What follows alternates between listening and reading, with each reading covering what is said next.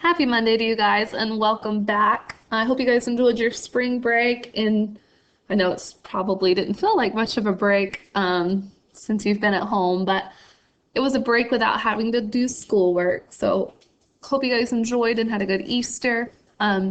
So I'm Miss Carpenter and I'm going to be jumping into some social studies with you guys. And your teacher should be touching base with you. And you can also look on the blog to see that we have developed a new schedule.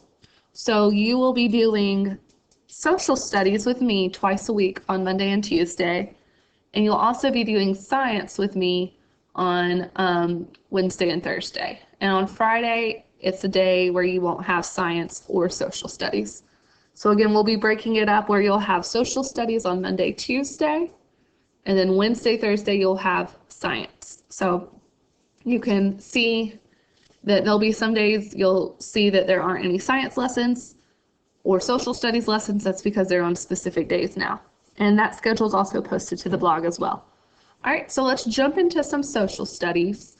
We're going to be looking at our new standard. It says, explain how the physical geography of the New England, Mid-Atlantic, and Southern colonies help determine economic activities. So this is actually going to be a really long standard. This is just one of a few. We're going to be looking at the New England colonies.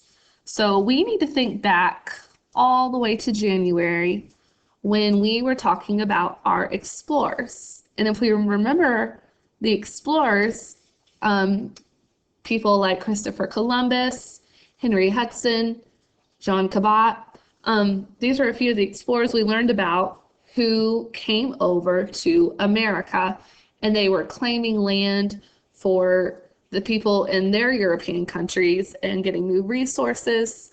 And if you were in my class, we were listening to that funny song about Christopher Columbus, who basically accidentally discovered America. He didn't even know it was there. He was actually looking for a new way to China, and he would tell everyone, hey, you should fund my voyage. Voyage is a fancy word for trip. I want to go and find a new way to China so we can get all of their resources and trade with them, and we can go a faster way if we would just sell west. Well, remember, people back then thought that was crazy because they thought if you sold west, they thought their ships were going to fall off the earth because they thought the earth was flat. And so people living in Europe, let's look at a map real quick. People living here in Europe, the purple one, in Asia and Africa, these continents and the countries on these continents, they did not know that there was a North or South America. As a matter of fact, they weren't named yet because they were not on their maps. They had no idea that there was land here. So for a long time, the people who lived on these continents, they thought, well, this is it. This is the earth. These are the people who live here. It's Europe, Africa, and Asia, and all the countries that make up those continents. And so they thought the Europeans, they would always sail around Africa to get to Asia, or they would have to travel by foot or on horses or camels across some deserts and some more land just to get over here to trade goods. And it was just a really long journey. So if you remember, our Christopher Columbus, he had Spain, it's the country right here where my arrow is, they funded his trip so that he could go sailing this way. And he thought when he landed about here, he thought he landed here. He didn't know that he accidentally discovered a brand new continent.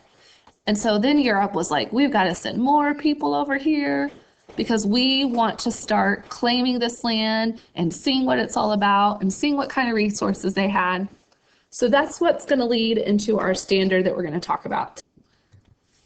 All right, so we're going to be looking, now like I said before, this land has always been here. It didn't just like magically pop up. It was already here, but again, the people living here had no earthly idea. So they're starting to send people, and people are going to start living on this continent, which we call North America.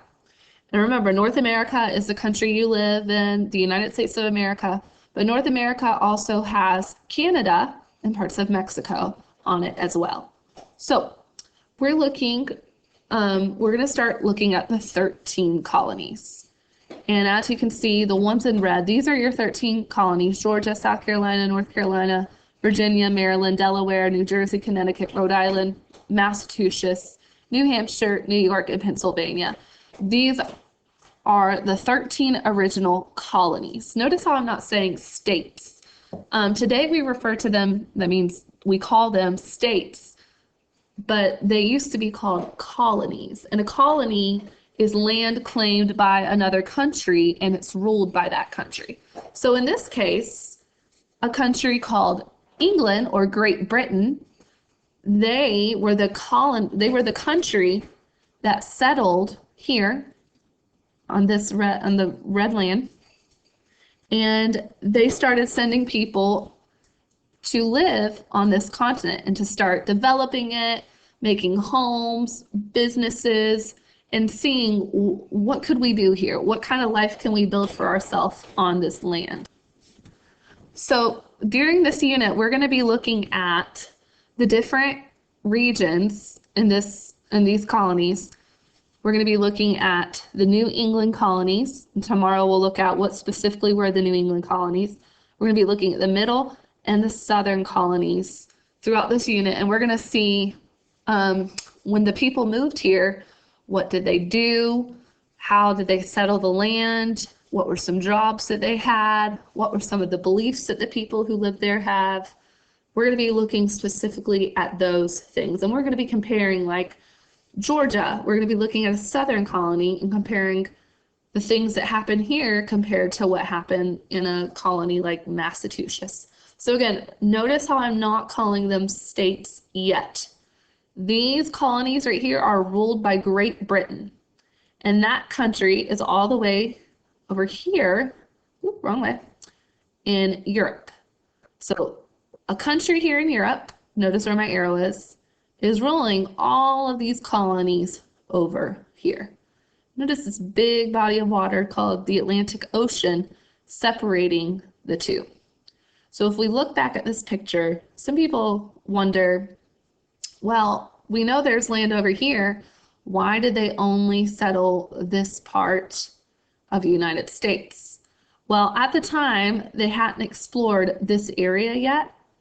But if you look back at this picture, this country over here, Great Britain, which is on the continent of Europe, is helping run these colonies. So you want your colony to have close access to the water. That way you can ship things back and forth between the two places and get resources. So the colonies here in North America, they can send things over to Great Britain, and Great Britain in return can send things back to help them build their new communities and get established and have the resources they need to be successful. So again, that's what we're going to be learning throughout this unit. I'm also going to be posting a video. Please check that out. It's going to give you more information, and it's going to give you more of a visual than I could on the colonies. So we will be back in social studies tomorrow. Remember, Monday, Tuesday, social studies. Hope you guys have a good day.